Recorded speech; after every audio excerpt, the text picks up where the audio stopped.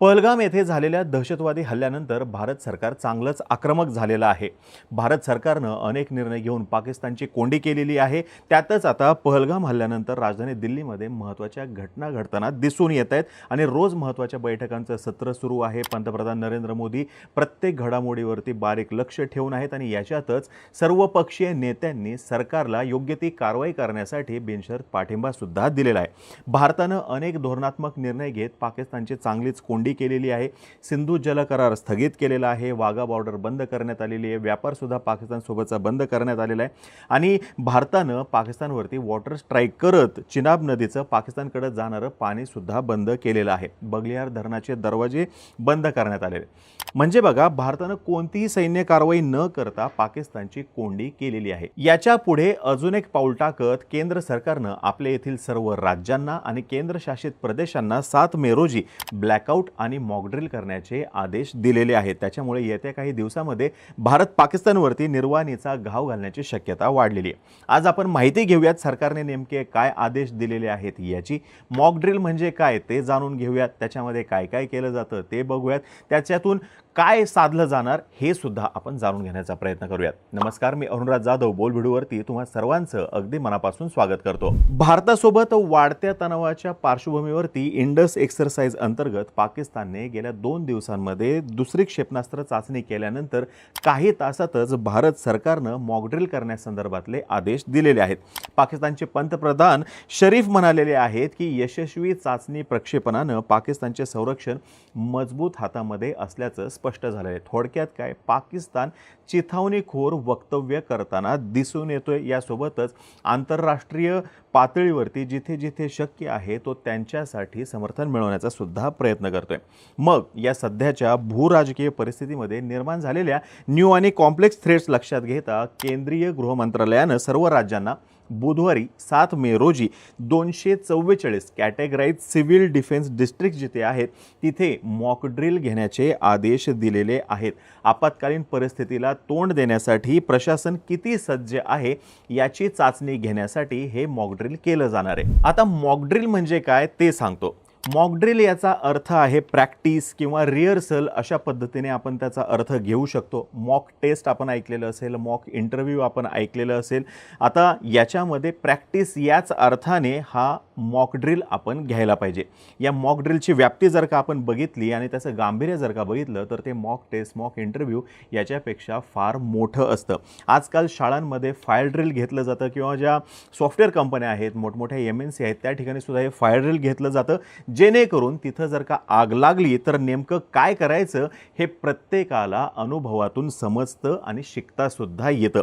सरकारने आता ज्या मॉक ड्रिलचे आदेश दिलेले आहेत त्याच्यानुसार खरोखरच इमर्जन्सी झाली किंवा दहशतवादी हल्ला झाला किंवा युद्ध सुरू आहे असं जर का वातावरण निर्माण केलं तर अशा परिस्थितीमध्ये रिस्पॉन्स कसा करायचा याची प्रॅक्टिस केली जाणार आहे। याच्यामध्ये खरोखर युद्ध किंवा दहशतवादी हल्ला होत नाही, पण सर्वजण अशा पद्धतीने प्रॅक्टिस करत असतात किंवा अशा पद्धतीने रिॲक्ट करत असतात जसं की सर्व काही खरोखर घडते, खरोखर युद्ध सुरू आहे किंवा खरोखरच दहशतवादी हल्ला झालेला आहे। आता हा असा सराव करण्यामागचं कारण असं आहे की जर का खरंच अशी परिस्थिती निर्माण झाली तर देशाचं आणि इथल्या नागरिकांचं रक्षण करता यावं, प्रत्येकाला देशाचं रक्षण करता यावं। दिलेल्या आदेशांमध्ये ब्लॅकआउटचे सुद्धा आदेश देण्यात आलेले आहेत। ब्लॅकआउट जर का आपण बघायचं म्हटलं तर ही संपूर्ण भाग जो आहे, एखादा भाग जो आहे त्या संपूर्ण भागामध्ये काही काळासाठी लाईट बंद केली जाते। देशावरती हल्ला जर का झाला तर अंधारामध्ये तो परिसर कसा सुरक्षित ठेवता येईल याचा सराव करणं हा या ब्लॅकआउटचा उद्देश असतो। अशा पद्धतीचा सराव 2 दिवसापूर्वी पंजाबमधील फिरोजपूर येथे रात्री 9 ते 9:30 दरम्यान घेण्यात आलेला होता। त्यावेळेस तिथे लाईट बंद करण्यात आलेली होती आणि 30 मिनिटं सतत हुटर वाजत राहिला। प्रशासनाने आधीच लोकांना घराबाहेर पडू नये अशी विनंती केलेली होती, कारण ते एक मॉक ड्रिल होतं। अशाच पद्धतीचे मॉक ड्रिल आपण गेल्या काही काळामध्ये बघितलेले असतील। दहशतवादी हल्ला जर का झाला तर काय करायचं, मंदिर प्रशासन जे आहे तिथे आजूबाजूला अशा पद्धतीचं भरपूर वेळा मॉक ड्रिल झालेलं आपण बघितलेलं असेल किंवा इतर ठिकाणी सुद्धा बघितलेलं असेल। देशामध्ये शेवटचा मॉक ड्रिल 1971 मध्ये झालेला होता, ज्यावेळेस भारत आणि पाकिस्तान यांच्या दरम्यान युद्ध झालेलं होतं. आता या मॉक ड्रिलमध्ये राज्यांनी पोलीस, नागरी संरक्षण यंत्रणा, आरोग्य विभाग आणि अन्य आपत्कालीन सेवा आणि त्याच्याशी संबंधित यंत्रणा जे आहेत त्यांना तत्पर ठेवावं असे आदेश देण्यात आलेले आहेत. आता या मॉक ड्रिलमध्ये नेमकं काय काय होणार आहे ते सुद्धा सांगतो. गृह मंत्रालयाने जे निर्देश दिलेले आहेत त्याच्यानुसार प्रायमरी ऑब्जेक्टिव्ह या मॉक ड्रिलचे असे आहेत की आपल्या इथं जी वॉर्निंग सिस्टीम आहे ती वॉर्निंग सिस्टीम किती परिणामकारक आहे याची चाचणी त्यांना घ्यायची आहे. त्याच्यातून काय काय साध्य होऊ शकतं ते सुद्धा त्यांना बघायचं आहे. यासोबतच आपल्या इथलं हॉटलाईन आणि रेडिओ कम्युनिकेशनच्या लिंक्स जे आहेत इंडियन एअरफोर्सच्या त्यांचं ऑपरेशन व्यवस्थित होते किंवा नाही हे त्यांना बघायचं आहे. यासोबतच कंट्रोल रूम्स आणि आपल्या इथं शॅडो कंट्रोल रूम्स जे आहेत त्यांची सुद्धा कार्यप्रणाली व्यवस्थित आहे किंवा नाही हे त्यांना बघायचं आहे.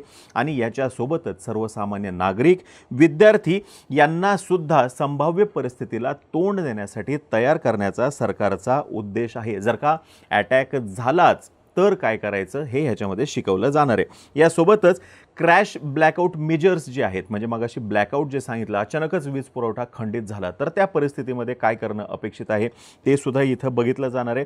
आणि अजून एक महत्त्वाचा मुद्दा असा आहे की सिव्हिल डिफेन्स सर्व्हिसेस जे आहेत या किती ॲक्टिव्हली काम करत आहेत. मग ह्याच्यामध्ये वॉर्डन सर्व्हिसेस घ्या किंवा फायर फायटिंग घ्या, रेस्क्यू ऑपरेशनची जी टीम आहे किंवा डेपोट मॅनेजमेंट जे आहे हे कशा पद्धतीने काम करतात, ह्यांच्यामधला समन्वय कसा आहे ते सुद्धा त्यांना चेक करायचं आहे. अशी ही सगळी परिस्थिती निर्माण झाल्यानंतर ॲक्च्युली काय करतात, इम्प्लिमेंटेशन कशा पद्धतीने केलं जाते, आपली तयारी कुठपर्यंत आहे हे सर्व याच्यामध्ये चेक केलं जाणार आहे.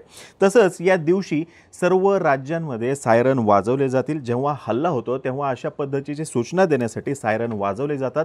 मात्र सर्व राज्यातील सुरक्षा यंत्रणा सज्ज आहे किंवा नाही हे चेक करण्यासाठी आणि ही एकूणच यंत्रणा तपासण्यासाठी, सूचना देण्यासाठी हे सर्व केलं जाते अशी माहिती सांगितली जाते. तुम्ही खूप साऱ्या मूव्हीजमध्ये बघितलेलं असेल की अचानक जर का हल्ला झाला तर जोरजोरामध्ये सायरन वाजलेले तुम्ही बघितलेले असतील. तशाच पद्धतीचा मॉक ड्रिल उद्या सुद्धा झालेला आपल्याला दिसून येईल. यासोबतच जे कोणी ॲम्युनेशन फॅक्टरी किंवा ज्या ज्या जिल्ह्यामध्ये मोठे मिलिटरी बेस आहेत त्या ठिकाणी त्यांना लक्षात येत असेल की सकाळच्या वेळेला सायरन हा वाजतो.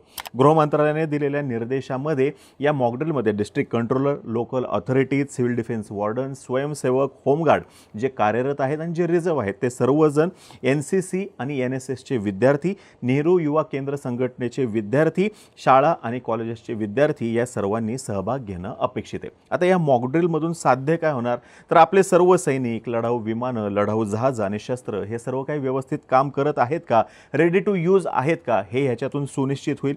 या मॉक ड्रिलमधून संपूर्ण जगाला आणि पाकिस्तानला हा संदेश जाईल की भारत हा एक मजबूत देश आहे आणि सर्व संभाव्य परिस्थितीला तोंड देण्यासाठी तयार आहे. या मॉक ड्रिलमुळे आपले वीकनेस काय आहेत, लूपहोल काय आहेत, कुठे कुठे इम्प्रूव्हमेंट करण्याची गरज आहे हे सुद्धा लक्षात येईल. आणि सगळ्यात महत्त्वाचा मुद्दा, जर आणीबाणीची परिस्थिती असेल तर अशा परिस्थितीमध्ये सर्वजण रिस्पॉन्स करत असले तरी सुद्धा आर्मी, नेव्ही, एअरफोर्स आणि इतर फोर्सेस जे आहेत या सर्वजण एकत्रितपणे प्रॅक्टिस करतील, जे फार महत्त्वाचे. या मॉक ड्रिल दरम्यान आपल्याला फायटर जेट्स जे आहेत ते सर्वत्र दिसू शकतात, मिसाईल्सच्या टेस्ट केल्या जाऊ शकतात. जरी डेमो टेस्ट असल्या तरी सुद्धा त्याचे तुम्हाला आवाज जाणवतील. तुम्हाला रस्त्याने मोठ्या प्रमाणामध्ये सैन्य दिसू शकतं, समुद्रामध्ये जहाजं तैनात केलेली दिसू शकतात आणि इमर्जन्सी टीम्स या सामान्य नागरिकांना मदतीसाठी तयारीत सुद्धा दिसू शकतात. आता एक गोष्ट लक्षात घ्या, 1971 नंतर 1999ला आपल्या इथं कारगिलचं युद्ध झालेलं होतं, पण त्याची व्याप्ती इतकी नव्हती बघा, म्हणजे ते तितक्यापुरतंच मर्यादित होतं. फुल स्केल युद्ध जे आहे 1971चं, 1999चं मर्यादित युद्ध होतं. त्याच्यामुळे आपल्याला मॉक ड्रिल म्हणजे काय हे माहितीच नाही आहे. ह्याचा सराव असणं गरजेचं आहे, कारण की एका बाजूला चीन आहे, दुसऱ्या बाजूला पाकिस्तान आहे आणि दोघेही किती त्रासदायक आहेत हे आपल्या सगळ्यांना अगदी चांगलंच माहिती आहे. याच्यामुळं देशातील सर्व जनतेने सर्व आपत्कालीन परिस्थितीला तोंड देण्यासाठी तयार राहावं म्हणून हा मॉक ड्रिल आवश्यक आहे आणि तुम्ही सर्वांनी हा मॉक ड्रिल गांभीर्यानं घ्यावा हीच सरकारची, इनफॅक्ट सर्वांची अपेक्षा आहे. आता ही माहिती जर का तुम्हाला आवडली असेल खाली कमेंट बॉक्समध्ये नक्की सांगा.